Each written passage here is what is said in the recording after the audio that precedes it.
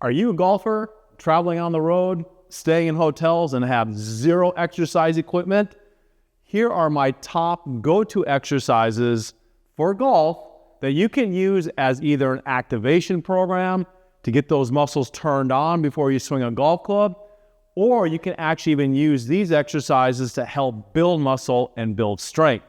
Now, we're going to first start with the legs. And so my first go-to exercise for the legs would just be an air squat, or what I call a gravity squat.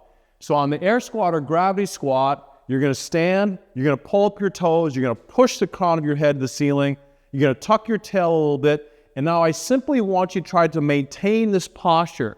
So golf is all about posture maintenance, and I want you to try to maintain that posture. I want you to push your knees forward and sit, and when I do a perfect air squat or perfect gravity squat, when I get to my parallel, my shins and my torso, the angle, these two angles should match.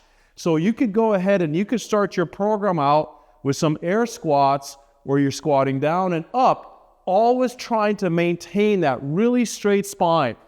Your head and your neck and your pelvis do not move. The only thing that's literally moving are my knees and my eyes. My eyes are straight ahead. I'm pushing my knees forward. As I go down, my eyes go down and they finish here. And as I come up, my eyes finish right here. But you'll notice that my head and neck doesn't move. And the other thing that you'll notice is that my pelvis doesn't move. It stays still. I create a beam-like effect with my spine.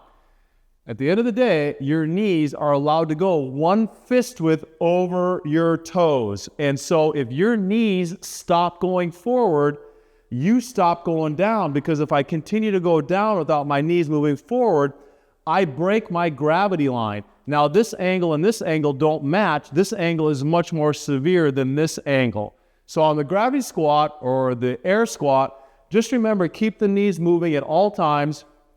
If you're using this for an activation, you could do a couple sets of 15 to 20. If you're doing this for a strengthening routine, you could do like 3 sets of 30. Now, from that exercise, if you want, you could turn that more into a split squat or a Bulgarian squat or a pistol squat where you're standing on one leg. And it's the same thing. If I'm doing a split squat, I want to tuck my tail, push the crown of my head to the ceiling, let that front knee move forward, let the back leg drop down, and now I'm doing more of a split squat, or I could put my back foot up on something and I could do more of a Bulgarian squat, keeping those same principles, and that's a really good exercise to activate the legs. Now, if you don't want to do the squat because you're afraid of injuring yourself for some reason, we can always drop down on the floor and we can start to activate the legs being down on the floor and not working against gravity. Now, a great exercise to activate the glutes, which are a really important muscle group for golf, is the 4-part glute max. So on the 4-part glute max, you lie on your back and you want to start with your feet apart, knees together. From there, all you're simply going to do is slide the feet together. Third movement is feet apart, knees apart. And the fourth movement is feet together, knees apart. Now, everything is the same from here on.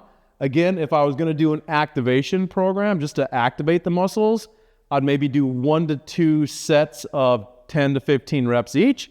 If you're going after strengthening, I'd go for more of 3 sets of maybe 30 reps of each.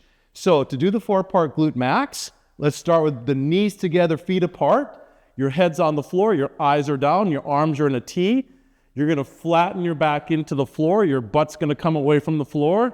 Now, I literally want you to drive your heels through the floor. Your hips are going to come up to the ceiling. You're going to squeeze your glutes. And now you're going to roll back down. And the only thing that should touch the floor is your low back, but your butt doesn't touch the floor. And you fire right back up again. Squeeze, roll down, squeeze, roll down, squeeze, roll down. And then you would go feet together, knees together. Same exact thing. Flatten your back. Drive the heels through the floor, up, squeeze your glutes at the top and roll back down. Third position is feet apart, knees apart. Flatten your back, drive your hips to the ceiling, roll yourself back down. Again, my butt never touches the floor from that point on. Squeeze at the top.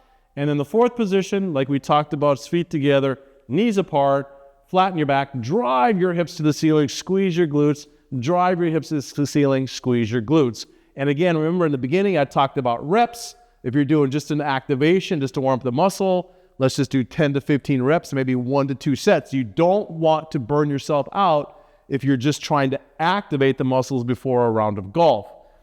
Now, it's a great exercise to wake up the glutes, strengthen the glutes. The first position starts with the outer, and as I move my legs around, I work toward the tailbone.